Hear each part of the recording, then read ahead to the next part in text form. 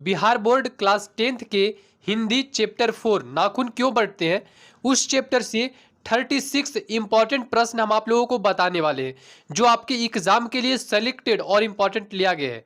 तो आपसे छोटा सा रिक्वेस्ट है, वीडियो को लास्ट तक देखिएगा और अगर आप इस चैनल पे नए हैं तो चैनल को सब्सक्राइब करके बेल वाला आइकन जरूर दबा दीजिएगा और इस वीडियो को दोस्तों के साथ शेयर करना बिल्कुल नहीं भूलिएगा। पहला प्रश्न है, नाखून क्यों बढ़ते हैं के निबंधकार कौन है?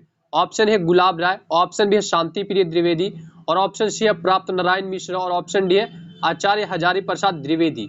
तो ऑप्शन डी जो है वो सही है, आचार्य हजारी प्रसाद द्विवेदी। नाखून क्यों बढ़ते हैं के निबंधकार कौन है? ये इंपॉर्टेंट प्रश्न है, ठीक है। नाखून क्यों बढ़ते हैं के निबंधकार कौन है? तो आचार्य प्रसाद द्विवेदी, ठीक है। ऑप्शन डी जो है वो सही है। अगला प्रश्न है, द्विवेदी जी ने निर्जल्य अपराधी किसे कहा है? ठीक है, द्विवेदी जी ने निर्जल्य अपराधी किसे कहा है? ऑप्शन है नाखून को, ऑप्शन बी है चोर को और ऑप्शन सी है डाकू के और ऑप्शन डी है बदमाशों को। तो ऑप्शन ए जो है वो सही है, नाखून को, ठीक है। द्विवेदी जी ने निर्जल्य अपराधी किसे कहा है? तो नाखून को। अगला प्रश्न है, कामसूत्र किसकी रचना है? ऑप्शन ए है हजारी प्रसाद द्विवेदी, ऑप्शन बी है पतंजलि को और ऑप्शन सी है वात्स्ययन की और ऑप्शन डी है रामानुजाचार्य की। तो यहाँ पे ऑप्शन सी जो है, ऑप्शन सी वो सही है, वात्स्यायन, ठीक है, वात्स्ययन की। ऑप्शन सी सही है। अगला प्रश्न है, सिख थक का अर्थ होता है? सिख थक का अर्थ क्या होता है? ऑप्शन ए है साबुन, ऑप्शन बी है मुहावर और ऑप्शन सी है दर्पण और ऑप्शन डी है मोम। तो यहाँ पे ऑप्शन डी जो है वो सही है, ऑप्शन डी मोम, ठीक है। सिख थक का अर्थ क्या होता है? तो मोम होता है, ठीक है। क्या होता है? मोम होता है, मोम, ठीक है। ऑप्शन डी सही है। अगला प्रश्न है, महाभारत क्या है? देखिए महाभारत क्या है? ऑप्शन ए है उपन्यास, ऑप्शन बी है कहानी और ऑप्शन सी है शास्त्र और ऑप्शन डी है पुराण। तो यहाँ पे ऑप्शन डी जो है वो सही है, महाभारत जो है वो क्या है? तो पुराण है, ऑप्शन डी सही है। अगला प्रश्न है, किस देश के लोग बड़े बड़े नख पसंद करते हैं? ऑप्शन है गौड़ देश, ऑप्शन बी है कै और ऑप्शन सी है वाहिक और ऑप्शन डी है गांधार। तो यहाँ पे ऑप्शन आपको बता देते हैं, जो है वो सही है, गौड़ देश, ठीक है। ऑप्शन ए सही है, गौड़ देश। किस देश के लोग बड़े बड़े नख पसंद करते हैं? तो गौड़। अगला प्रश्न है, कौन छोटे नखों को पसंद करते थे? ऑप्शन है दाक्षिणात्य, ऑप्शन बी है पौवार्त्य, ऑप्शन सी है मालव और ऑप्शन डी है मध्य देशीय। तो यहाँ पे आपको बता देते हैं कि ऑप्शन बी जो है, ऑप्शन ए वो सही है, ऑप्शन ए जो है वो सही है, दाक्षिणात्य, ठीक है। ऑप्शन ए सही है। अगला प्रश्न है, हजारी प्रसाद द्विवेदी का जन्म कब हुआ? देखिए इंपॉर्टेंट प्रश्न है कि हजारी प्रसाद द्विवेदी का जन्म कब हुआ? ऑप्शन ए 1905, ऑप्शन बी है 1907 और ऑप्शन सी 1909 और ऑप्शन डी है 1911। तो यहाँ पे ऑप्शन बी जो है वो सही है, 1907। हजारी प्रसाद द्विवेदी का जन्म कब हुआ था? तो 1907 ईस्वी में हुआ था, ठीक है। अगला प्रश्न है, हजारी प्रसाद द्विवेदी का जन्म कहाँ हुआ? इंपॉर्टेंट प्रश्न है कि हजारी प्रसाद द्विवेदी का जो जन्म है वो कहाँ हुआ? ऑप्शन ए है समस्तीपुर बिहार, ऑप्शन बी है बलिया बिहार, ऑप्शन सी है बलिया उत्तर प्रदेश और ऑप्शन डी है इलाहाबाद उत्तर प्रदेश। तो ऑप्शन सी जो है वो सही है, बलिया उत्तर प्रदेश। हजारी प्रसाद द्विवेदी का जन्म कहाँ हुआ? तो बलिया उत्तर प्रदेश में हुआ, ऑप्शन सी सही है। अगला प्रश्न है, कौन मनुष्य का आदर्श नहीं बन सकती है? जो कौन है जो मनुष्य का आदर्श नहीं बन सकती है? ऑप्शन ए है शेर, ऑप्शन बी है बंदरिया और ऑप्शन सी है भालू और ऑप्शन डी है हाथी। तो यहाँ पे ऑप्शन बी जो है वो सही है, ऑप्शन बी सही है, बंदरिया। देखिए बंदरिया जो है वो मनुष्य का आदर्श नहीं बन सकती है, ऑप्शन बी सही है, बंदरिया। अगला प्रश्न है, देवताओं का राजा से किन्हें संबोधित किया जाता है? देवताओं का राजा, ठीक है, गॉड किंग। ऑप्शन ए है महादेव, ऑप्शन बी है विष्णु और ऑप्शन सी है इंद्र और ऑप्शन डी है ब्रह्मा, ठीक है, ब्रह्मा। तो यहाँ पे ऑप्शन सी जो है वो सही है, इंद्र। देवताओं का राजा से किन्हें संबोधित किया जाता है? तो इंद्र को किया जाता है, ऑप्शन सी सही है। अगला प्रश्न है नख किसका प्रतीक है? नख जो है वो किसका प्रतीक है?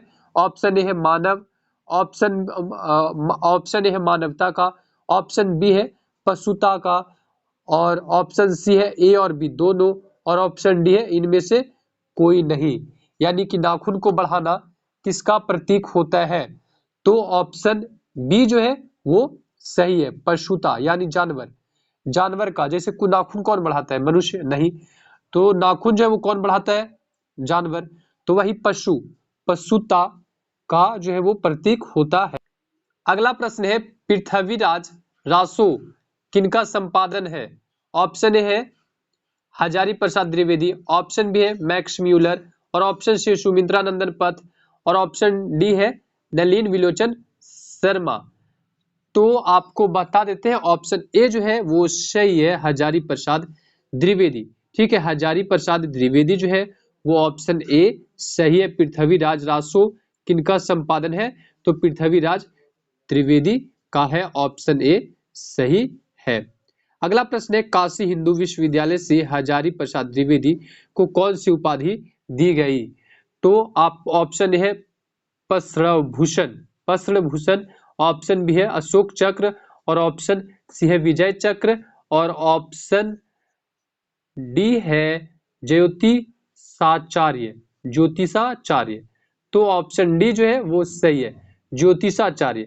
काशी हिंदू विश्वविद्यालय से हजारी प्रसाद द्विवेदी को कौन सा उपाधि दिया गया? तो ज्योतिषाचार्य। याद रख सकते हैं आप, ज्योति, ज्योति किसी का नाम होता है, तो ज्योतिषाचार्य, इससे आप याद रख सकते हैं।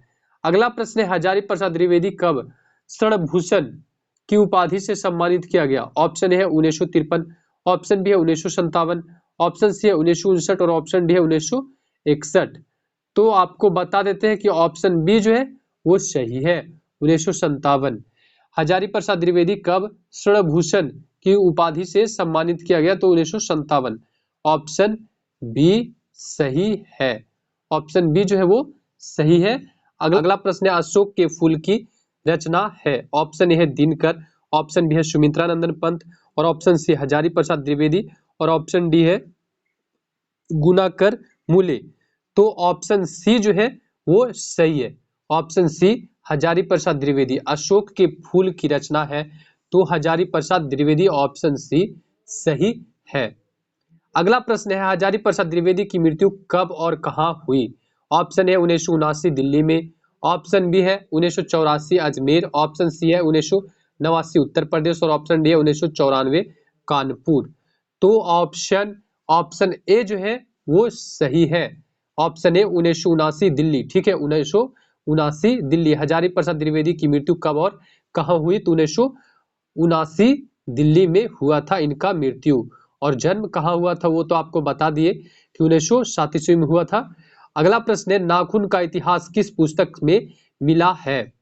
ऑप्शन है कामसूत्र में, ऑप्शन बी है मेघदूत में, और ऑप्शन सी है महाभाष्य में, और ऑप्शन डी है इनमें से कोई नहीं। तो यहाँ पे ऑप्शन ए जो है वो सही है, कामसूत्र में। ठीक है, ऑप्शन ए सही है, कामसूत्र में। अगला प्रश्न है हजारी प्रसाद द्विवेदी ने डी लीट की उपाधि किस विश्वविद्यालय से प्राप्त की है?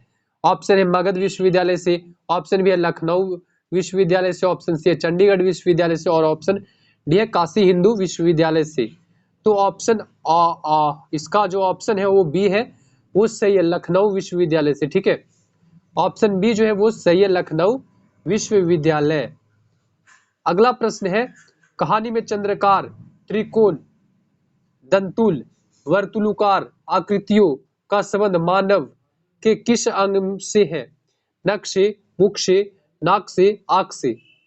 तो ऑप्शन ए जो है वो सही है, नख से। ठीक है, ऑप्शन ए सही है, नख से। कहानी में चंद्रकार, त्रिकोण, दंतुल, वर्तुलाकार आकृति का संबंध मानव के किस अंग से है? तो नख से है, ऑप्शन ए जो है वो सही है। अब ये वीडियो समाप्त होता है। आप लोगों को कैसा लगा ये वीडियो कमेंट करके जरूर बताइएगा, और पार्ट 2 के लिए आप हमारे चैनल को सब्सक्राइब जरूर कर लीजिएगा। पार्ट 2 में जो है वो क्वेश्चन नंबर 21 से लेकर के 40 तक रहेगा।